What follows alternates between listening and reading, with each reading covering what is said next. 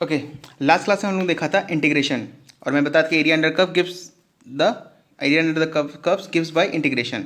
और basically arithmetic addition होता है small slices of the functions का। और मैंने बताया था कि इसे एंटी डेरिवेटिव भी कहते हैं। ओके, इसे एंटी डेरिवेटिव भी कहते हैं क्योंकि ये इंटीग्रेशन जो होता है डिफरेंशिएशन का इन्वर्स प्रोसेस होता है। जैसे बहुत सारे प्रोसेस के मल्टीप्लिकेशन, डिवीजन, एडिशन, लॉगरिथमिक, तो इन सब के इन्वर्स प्रोसेस एग्जिस्ट करते हैं। ट्रिग्नोमेट्री, इन सब के इन्वर्स प्रोसेस एग्जिस्ट करते हैं। उसी तरह डिफरेंशिएशन का इंटीग्रेशन प्रोसेस होता है, डिफरेंशिएशन का प्रोसेस इन्वर्स ऑपरेशन इंटीग्रेशन होता है।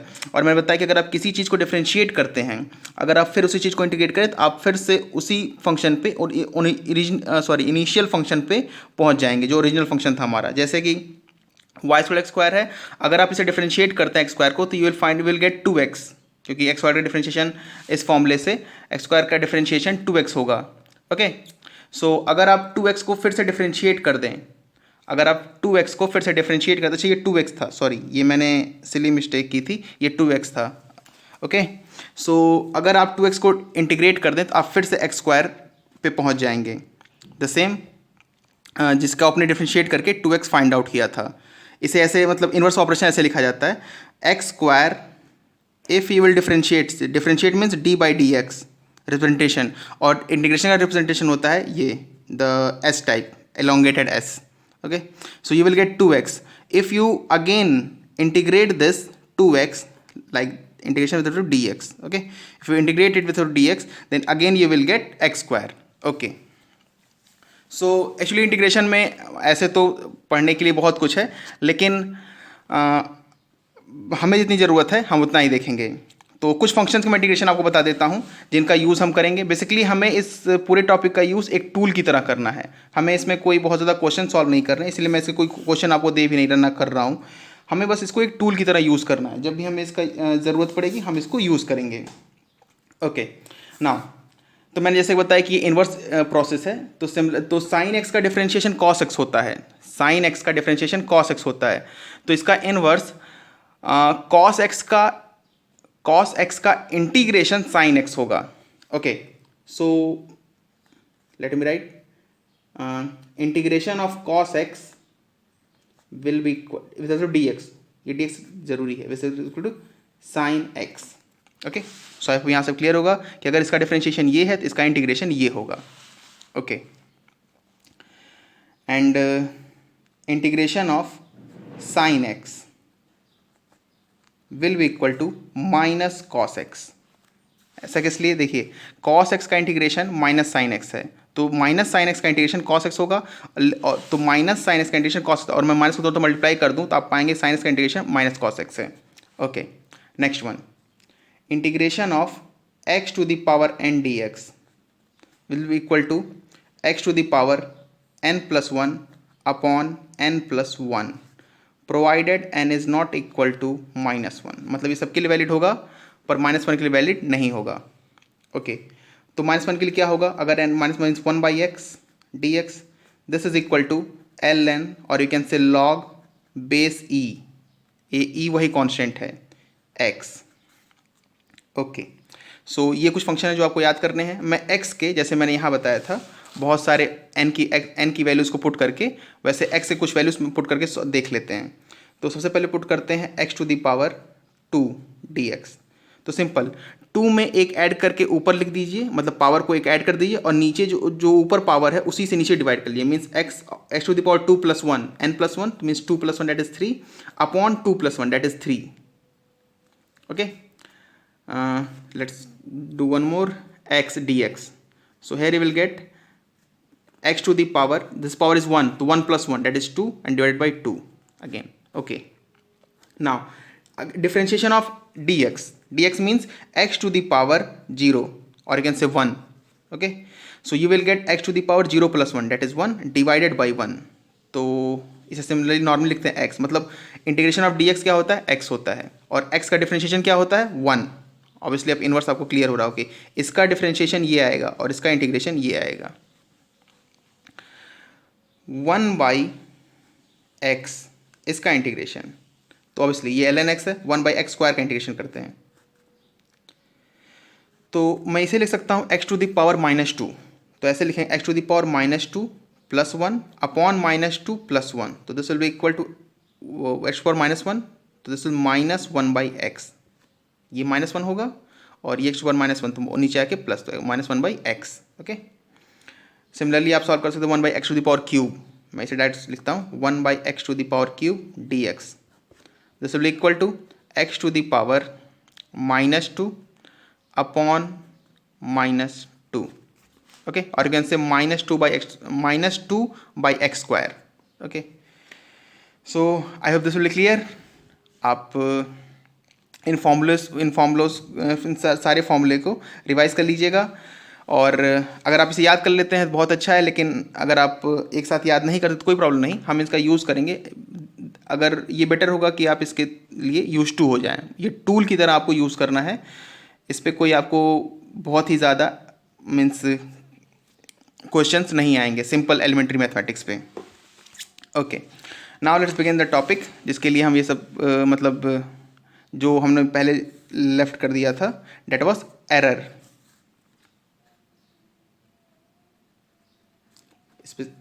Specifically speaking error analysis.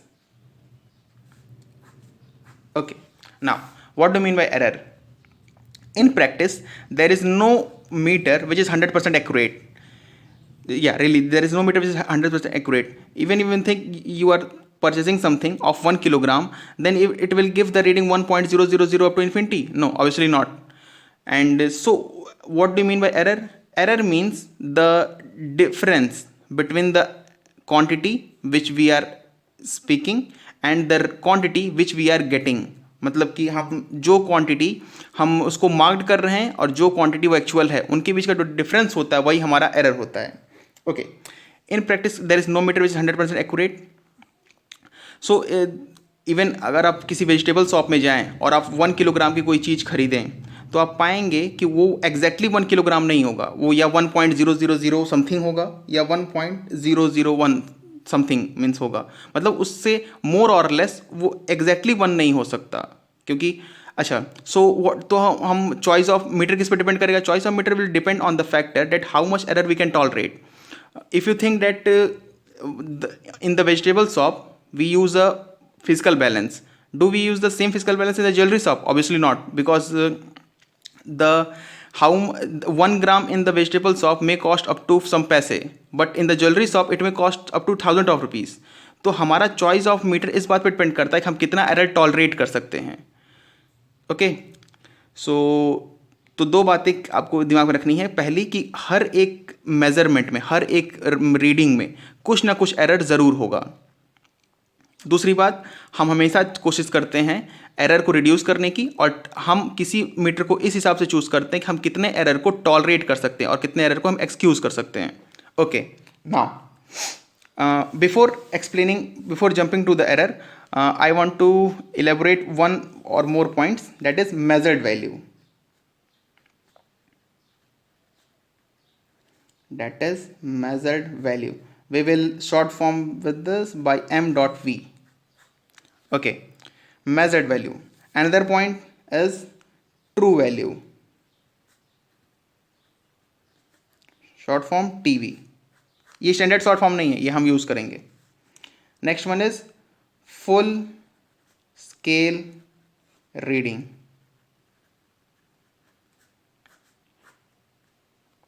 You can write FSR, full scale reading. Okay, now what do you mean by measured value? Measured value, the reading or output. Simple, आप physical balance पे कुछ भी रखें, और जो digital में आपने देखा होगा डेसिमल के बाद वो 2 ही प्लेस तक होता है, तो ऑब्वियसली उस पर तीसरे प्लेस पे कोई भी एरर आ सकता है। तो डेसिमल के बाद मतलब जो पूरे फिजिकल बैलेंस पे आपको रीडिंग या आउटपुट मिल रहा है वही आपका मेजर्ड वैल्यू है। रीडिंग और आउटपुट ऑफ एन इंस्ट्रूमेंट और meter is called measured value. We will denote by m dot v. Okay, measured value. Now what do mean true value? Actually true value जैसी कोई चीज़ practice में exist नहीं करती, practically exist नहीं करती, हम true value तक पहुंच नहीं पाते, हम बस उसके मीन्स हम we can tend to true value with some error but we can not exactly reach to true value. Basically true value हम इस बार डिफाइन करते हैं कि हम कितना एरर टॉलरेट कर सकते हैं। तो basically true value is the actual value of the quantity. So it is the theoretical result obtained in ideal case using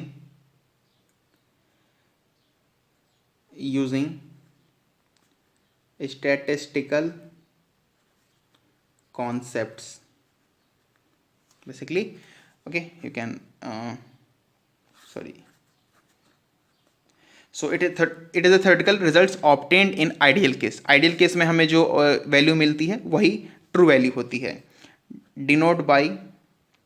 we will denote it by t dot v. okay, now what do we full scale reading? Simple, अगर आप कुछ ऐसा metre use कर रहे हैं जिसमें कि दो पॉइंट मतलब यहाँ आपको रीडिंग मिलेगी, इस पर रीडिंग मिलेगी, इस पर रीडिंग मिलेगी, तो इसकी मैक्सिमम वैल्यू कितनी हो सकती है? 99.99। अगर आप इसको हटा दें तो ये गायब हो जाएगा 99.9। Okay, so full scale reading means the maximum reading which a meter or you can say instrument can measure और it can give the maximum reading of meter.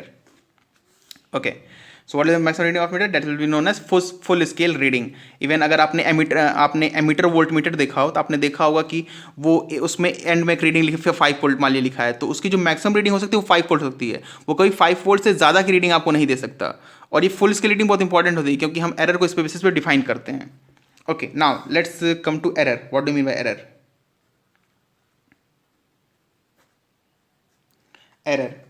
Error means the measured value, ये वो value है जो हम major करते हैं। True value, this is the exact value of the quantity.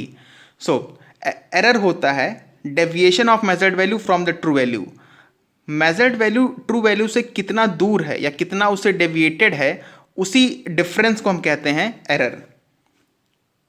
The deviation of measured value from true value is called error. Okay, so true value measured value से या measured value true value से कितना deviated है, इसी को कहते हैं error. Simply will represented by capital E. Okay, so E is equal to deviation of measured value from true value. अच्छा, आप उल्टा मत रीड करिएगा, मैंने भले एक बार रीड कर दिया पर आप मत करिएगा क्योंकि इसमें एक कैच है। The deviation of measured value from true value, this तो we will write it, we will define it as E is equal to measured value minus true value. Okay, ये इसलिए क्योंकि एरर आपका पॉजिटिव नेगेटिव दोनों होता है। Let's say example, for example measured value is 11 and true value is 10। मान लीजिए हमें 10 एम्पियर मेजर करना था और हमने उसको 11 एम्पियर मेजर कर लिया था। हमारा एरर कितना है? 10 माइनस 11 नहीं है, नहीं तो आपका एरर -1 एम्पियर आ जाएगा। इसलिए हमारा error 1 ampere, 11 minus 10 is equal to 1 ampere.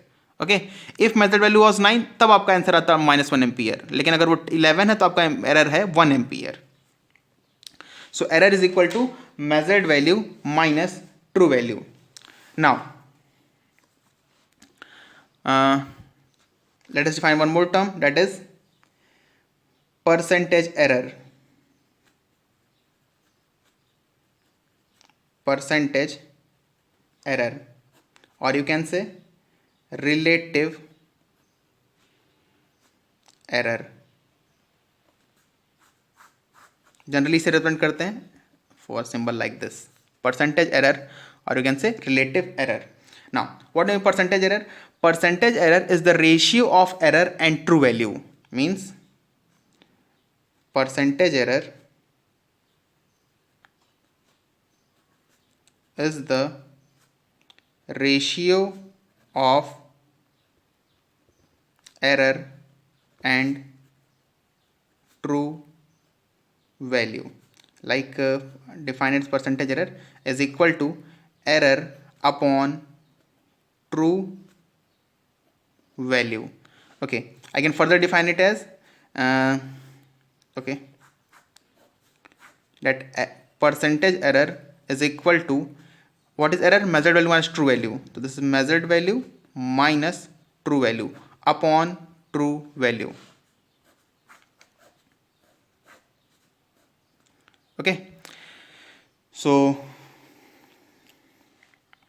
error percentage error is equal to measured value minus true value upon true value. Now ये एरर हमारे लिए इंपॉर्टेंट इसलिए होता है percentage error, actually percentage error हमारा मतलब अब ज़्यादातर परसेंटेज एरर में हम डील करेंगे इसके आगे। एरर अगर क्वेश्चन में एग्जैक्टली नहीं कहता निकालने के लिए तो उसे नहीं नॉर्मली नहीं निकाला जाता है, क्योंकि रियल टर्म्स में हमारे लिए ज़्यादा इंपॉर्टेंट होता है वो तो परसेंटेज एरर। ऐसा इसलिए क्योंकि अगर आप ऐसे ध्यान दीजिए कि मान लीजिए किसी मीटर का एरर 1 एम्पियर है, तो क्या आप इससे अंदाज़ा लगा सकते हैं कि मीटर यूज़फुल है या नहीं लगा सकते हैं। अगर मीटर का एरर 1 एम्पियर है तो वो यूज़फुल होगा अगर उसकी फुल स्केल रीडिंग 100 है। अगर उसको फुल स्केल रीडिंग 100 होगी तो उसमें एरर अगर 1 एम्पियर का मतलब उसमें 1% एरर है। लेकिन अगर उसको फुल स्केल वैल्यू 2 एम्पियर है तो उसमें जो एरर है वो 50% का है। आई होप आप समझ रहे होंगे। तो हमारे लिए परसेंटेज एरर ज़्यादा इंपॉर्टेंट होता है as compare to relative error in terms of concept. Okay, मतलब प्रैक्टिस में हम जिस एरर का ज़्यादा यूज़ करते हैं वो है relative error, unless means instead of error. Okay, so let me write one point. Percentage error is used to comment the quality of a measuring instrument. Okay, so let me explain it by one example. Let's say हमारे पास 2 metre हैं, let's say meter 1 and another one is meter 2. Let's this example. Okay, meter 1 का जो measured value है let's say this is 2 kilogram and meter 2 की जो measured value है let's say this is 90 kilogram. Okay, इस major 1 की true value है 1 kilogram और मेजर 2 की ट्रू वैल्यू है 100 किलोग्राम। अगर आप मेज़र करें, ओके, ये डाटा हमें दिया हुआ है, अगर आप ये मेज़र करें कि किस में एरर ज़्यादा है तो ऑब्वियसली आप पाएंगे कि मीटर 2 में एरर ज़्यादा है, इसमें 10 टाइम, इसमें 10 किलोग्राम का एरर है, इसमें 1 किलोग्राम का एरर है। By using the formula error is equal to measured value minus true value. So how measured value is 2 minus 1, obviously this is in kilogram, so error will come as 1 kilogram. Okay, in this case error is equal to measured value minus true value. This is equal to measured value is 90 minus true value is 100 kilogram, so error will come as minus 10 kilogram. Okay, so obviously आपको, अच्छा, जब error compare करते हैं तो हम sign के साथ compare कभी नहीं करते हैं, हम हमेशा मैग्नीट्यूड के टर्म्स में कंपेयर करेंगे। आप ये मत कहिएगा सर -10 1 से छोटा होता है, ये गलत कॉन्सेप्ट है, मतलब ये इंटरप्रिटेशन गलत है, आप ऐसा नहीं कह सकते हैं क्योंकि हम मैग्नीट्यूड कंपेयर कर रहे हैं बेसिकली। ओके, नेगेटिव तो बस ये बताता है कि मेजर्ड वैल्यू ट्रू वैल्यू से ज़्यादा है या कम है। नेगेटिव का एरर में और कोई कॉन्सेप्ट नहीं है, ये वेक्टर जैसा नहीं है कि आपको डायरेक्शन में कोई चेंज आएगा, नहीं, ऐसा कुछ नहीं है। यहाँ पे नेगेटिव बस ये बात बताता है कि जो हमारी मेजर्ड वैल्यू ट्रू वैल्यू से ज़्यादा है या कम है। नेगेटिव का मतलब जो एरर जो मेजर्ड वैल्यू है वो ट्रू वैल्यू से 10 किलोग्राम कम है और ये 1 बताता है मेजर्ड ट्रू वैल्यू से 1 किलोग्राम ज़्यादा है। ओके, तो नेगेटिव और पॉजिटिव बस ये बताता है कि मेजर्ड वैल्यू ट्रू वैल्यू से कम है, इट इज़ लेस और it is more as compare to the true value. Okay, so obviously इसमें कौन सा एरर ज़्यादा है? Obviously you will say error of meter 1 I am also putting magnitude, okay, तो ये हम पॉजिटिव ले रहे हैं, is less than as compare to error of meter 2, obviously. लेकिन कौन ज़्यादा यूज़फुल है? ऑब्वियसली अगर आप मतलब ध्यान से सोचें तो आप यही कहेंगे सर मीटर 2 ज़्यादा यूज़फुल है, क्योंकि इसमें अगर 100 किलोग्राम को मेजर करूँ तो 90 आ रहा है, इसमें 1 को मेजर कर रहा हूँ तो 2 आ रहा है, अगर मैं इसको 100 मेजर तो ये 200 आ जाएगा। अगर आप मतलब यूनिटरी मेथड या एक एक नियम लगाएं तो ऐसे में बताएं तो 100 का मल्टीप्लाई करो तो इस पर ये 200 हो जाएगा, तो ऑब्वियसली इसमें ज़्यादा एरर होगा, percentage error, not simple error, okay. But if you measure percentage error, नहीं मैं इसमें मेजर करता हूँ परसेंटेज एरर इन मीटर 1, तो दिस विल कम एज 2 - 1, मैं फॉर्मूला नहीं लिख रहा, आप फॉर्मूला यहाँ से ऐसे इसे पुट कर सकते हैं, measured value true value upon true value, measured value is 2, true value is 1 upon true value is 1 into 100. So percentage error, obviously again I am putting mod, is equal to 100%. Okay, now in this case percentage error in meter 2, this is equal to true value minus measured value. True value is 100, sorry, measured value minus true value, measured value is 90 minus true value is 100 upon 100 into 100. So this will come as percentage error in meter 2, ये minus अगर आप solve करें तो -10/100 into 100 -10% आएगा, लेकिन मैंने mod लगाया तो मैं लिखूंगा इसे 10%। तो आप इसलिए देख पा रहे होंगे कि इसमें जो एरर है वो इस मतलब परसेंटेज एरर जो मीटर 1 में है वो मीटर 2 के परसेंटेज एरर से ज़्यादा है, तो ऑब्वियसली हमारे लिए कौन सा मीटर यूजफुल होगा? मीटर 2 होगा। लेकिन अगर आप ये कह के कहते हैं कि सर मीटर 1 यूजफुल होगा क्योंकि इसका एरर इससे कम है, तो ये आपका गलत इंटरप्रिटेशन है, okay. So let me right, so out of M1 and M2, better choice is M2। कौन सा मीटर हमारे लिए बेटर है? M2, okay. अच्छा, जब मैं मीटर कह रहा हूँ तो आप बेसिकली समझ सकते हैं ये वेट मीट, ये फिजिकल बैलेंस है, okay. M1 M2 just representing that those instruments. So out of M1 M2 better choice M2, but we should not comment based on error like E1 is less than E2. So M1 is better. This is nonsense, okay. So अगर आप ये comment करते हैं तो ये पूरी तरह से रॉन्ग स्टेटमेंट है, ओके। आप ऐसी कोई कमेंट नहीं कर सकते, इस हिसाब से आप मीटर को कमेंट नहीं कर सकते। ऑब्वियसली अगर ये पूछा जाता है कि किसमें एरर कम है, तो ऑब्वियसली हमारा आंसर यही होगा सर मीटर 1 में एरर कम है, okay. Okay, let me right a note, if two instruments to be compared,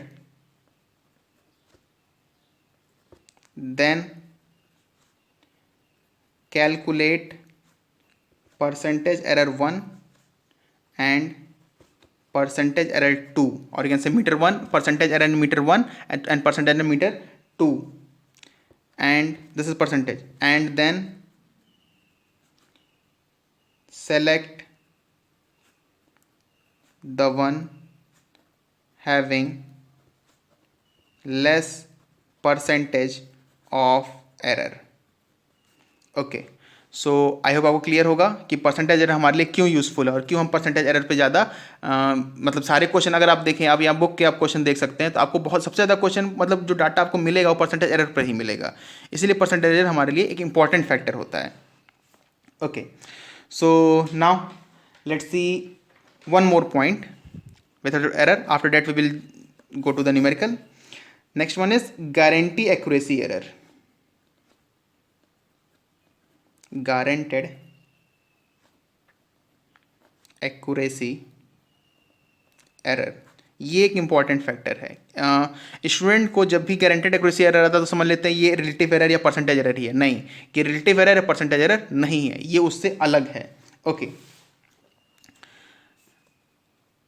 it is always defined by manufacturer. It is always defined by manufacturer. Okay, I am not mistaking the spelling. You can cross check by your dictionary.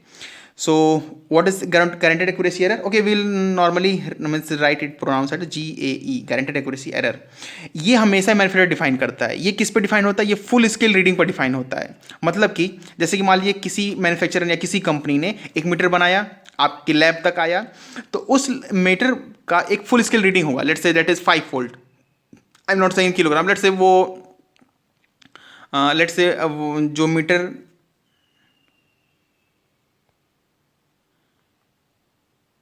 Okay, let's say जो metre हम use कर रहे हैं अपने current को measure करने के लिए वो 5 एम्पियर का है. ओके, तो मैक्सिमम जो करंट हम मेज़र करते हैं वो 5 एम्पियर है.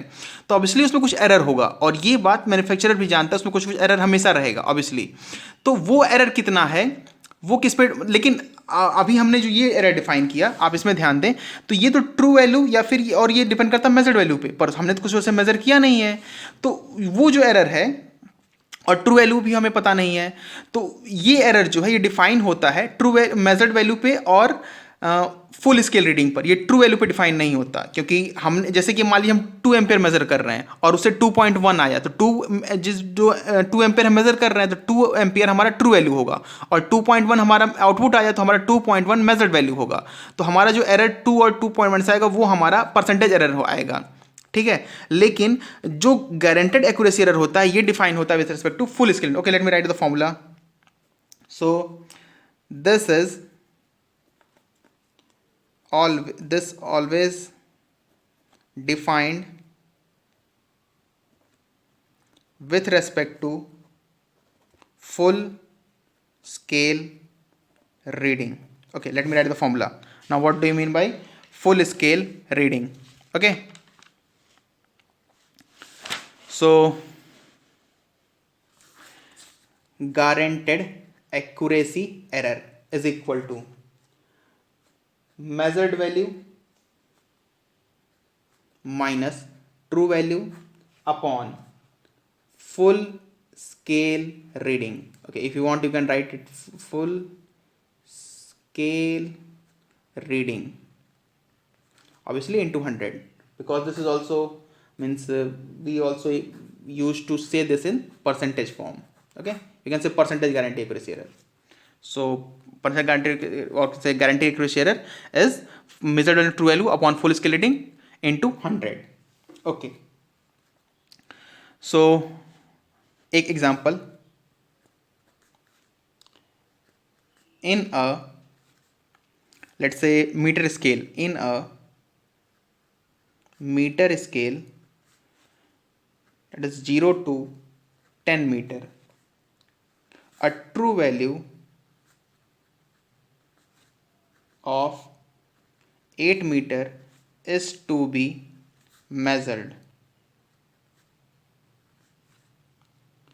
if guaranteed accuracy error is plus minus 5%, then range of reading is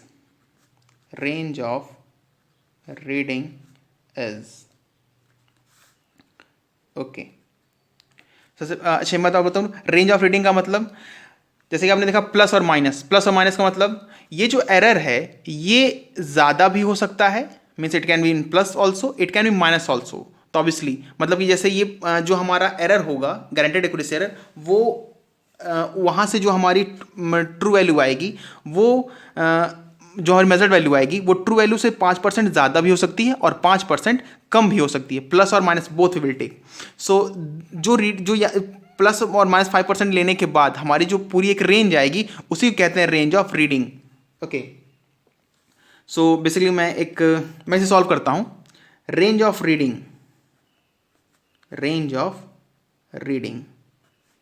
means तो ये हमारा ट्रू वैल्यू क्या है 8 मीटर. ओके, तो तो ये उसमें एरर कितना हो सकता है, गारंटेड एक्यूरेसी एरर के हिसाब से दिया ±5%। और ये 5% किस बेसिस पे डिफाइन होगा, मैक्सिमम जो फुल स्केल रीडिंग है, मतलब मैक्सिमम रीडिंग पे। मैक्सिमम रीडिंग कितनी है, 10 मीटर। तो ये 8, ये तो हमारी ट्रू वैल्यू है, प्लस और minus 5%, 5% of full scale reading. ये फुल स्केल रीडिंग मैंने क्यों लिखा, मैंने इसलिए लिखा क्योंकि ये गारंटेड एक्यूरेसी एरर है। Okay, so this is equal to 8 plus minus 5%, 5% means 5/100 into full scale reading is 10. Okay, so if we'll solve this we'll get 0.5. So this is equal to 8 plus minus 0.5. Now obviously आप यहाँ से range of reading निकाल सकते हैं, वो होगा range of reading ROR. This will be 8 minus 0.5, that is 7.5 to 8 plus 8.5, obviously metre. तो मतलब हमारी जो रीडिंग आ सकती है वो 7.5 मीटर टू 8.5 मीटर तक आ सकती है। ओके, सो आई होप आपको क्लियर होगा। Okay, will solve a lot of questions on this, but before going further I think we should solve a few more questions on this error and relative error and guaranteed accuracy error. Okay, so let's take a few question.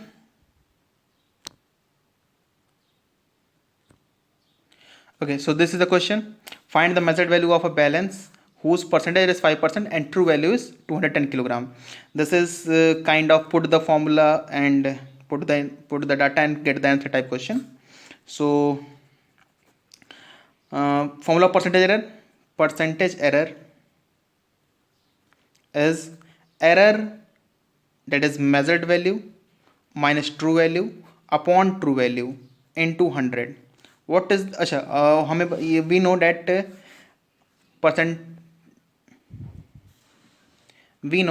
that error is 5%. So let me write okay, I'm directly putting the data. So this is 5%, okay, equal to measured value. Okay, we need to find out measured value minus true value is 210 upon true value into, okay, true value is 210, this is 210 into 100, this is not t, this is 1. Okay, so इसे divide करें तो 5/100 is equal to measured value. अच्छा, मैं इसे दोनों से divide कर लेता हूँ, -1। ओके, आई होप आपको क्लियर होगा, -1।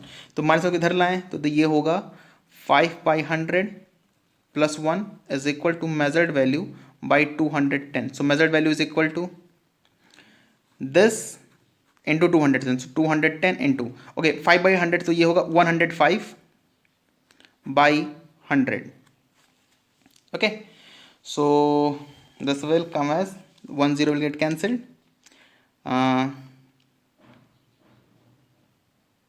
ओके, आपको इसे मल्टीप्लाई करना है, तो इसको अगर हम मल्टीप्लाई करते हैं so 21, this is some kind of 105, 210, 502 2 divided by 10, so this is approximate 220.5 kilogram. Okay, you can check that, you can cross check this answer by verifying this result. Okay, मैंने calculation में ऐसे किया है orally, तो okay आप इसे solve कर सकते हैं।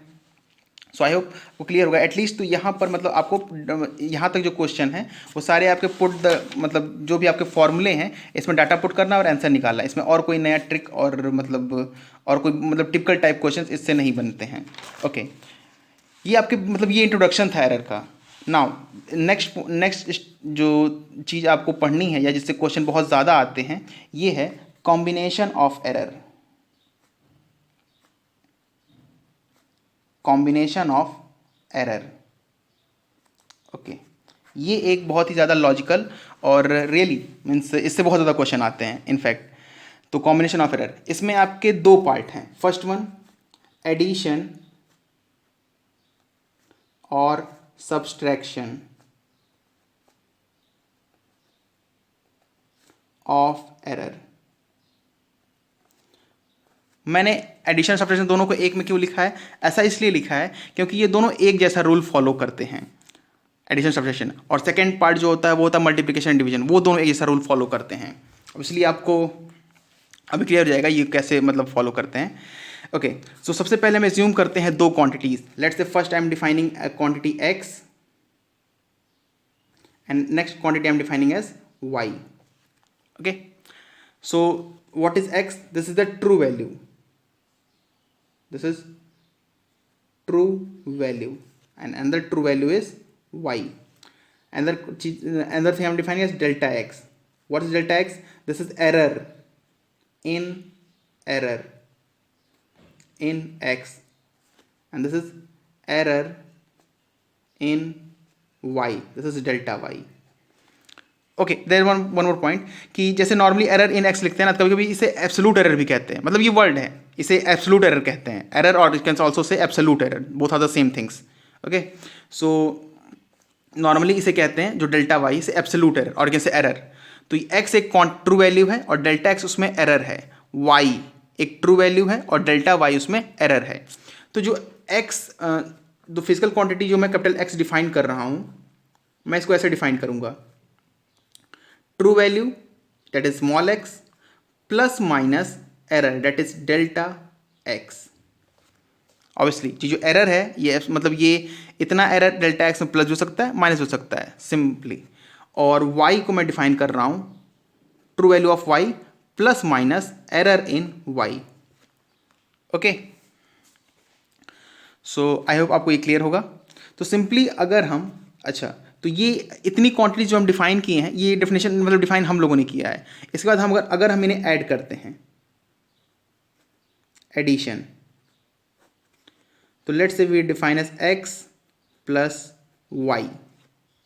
Okay, so x plus y अगर हम इसे ऐड करें तो x plus minus delta x plus y plus minus delta y. What is x? True value. What is delta x? Absolute error in x. What is y? True value. What is delta y? True value in y. And what is capital means capital X और capital Y? ये दोनों quantities हैं, whole quantities, मतलब इसमें true value भी है, इसमें error भी है, मतलब ये दोनों को include किया है। ओके, तो अगर आप इसे ऐड करें तो आप पाएंगे, मैं इसको ऐसे लिखा जा सकता है x प्लस वाई। तो x plus y we can, मतलब दोनों क्वांटिटीज को ऐड कर लें, plus delta x plus minus delta x plus delta y.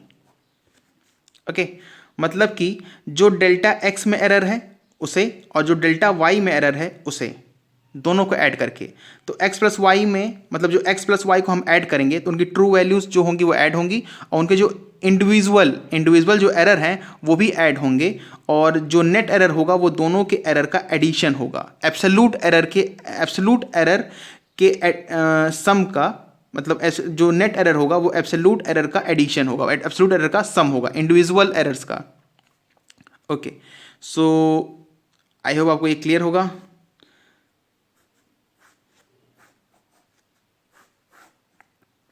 Okay, तो मान लीजिए हम डिफाइन करते हैं एक्स प्लस वाई, हमारी कोई क्वांटिटी आती है, let's say this is Z.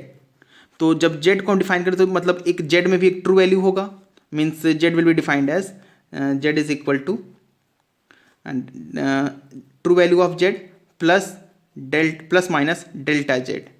तो अगर हम इसको इक्वेट करें तो अब हम कह सकते हैं x plus y equal z, हम इसमें इक्वेट करें, मैं कह सकता हूँ z plus minus delta z is equal to x plus y plus minus delta x plus delta y. So आप फर्दर इक्वेट करके कह सकते हैं z is equal to x plus Y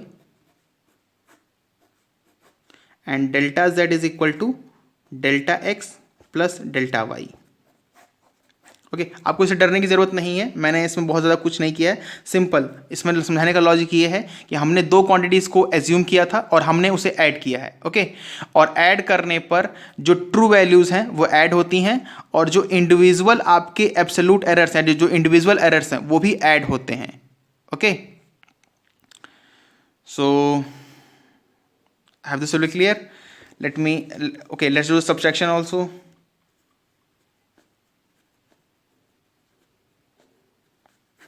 Okay, so now I'm doing x minus y.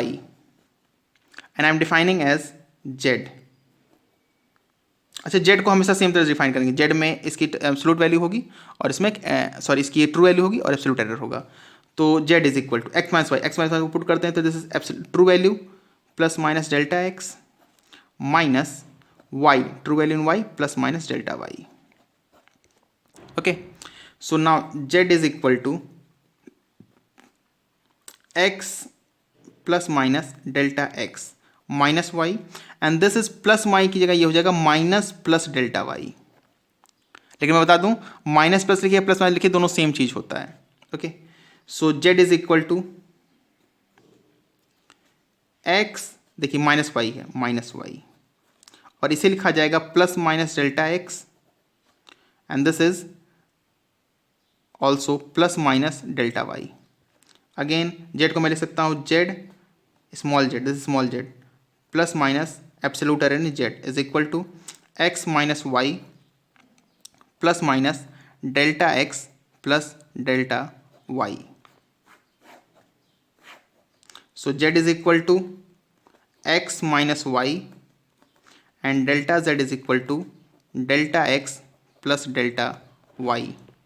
Okay, तो आपको भले ही x y या जेड में बहुत ज़्यादा कन्फ्यूजन हो रहा हो, लेकिन मैं आपको ओरली बता देता हूँ इसका क्या मतलब है।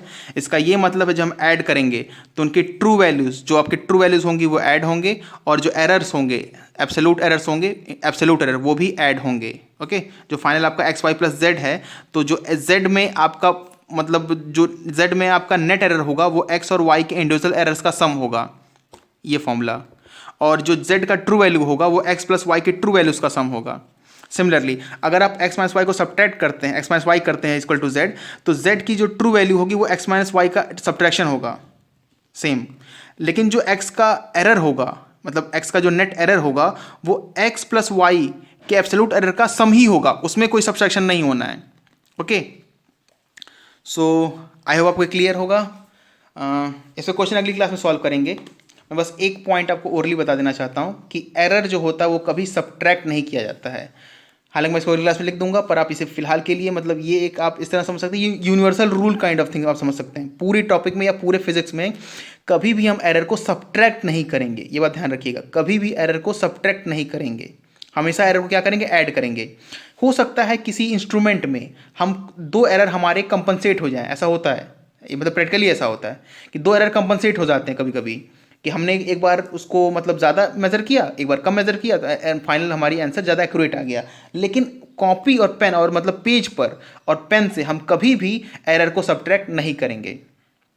ओके, इसमें कोई भी डाउट हो तो आप पूछ सकते हैं। इसके क्वेश्चन मैं आपको जल्द से जल्द प्रोवाइड करने की कोशिश करूँगा। ओके, जय हिंद, बाकी देखते हैं अगली क्लास में।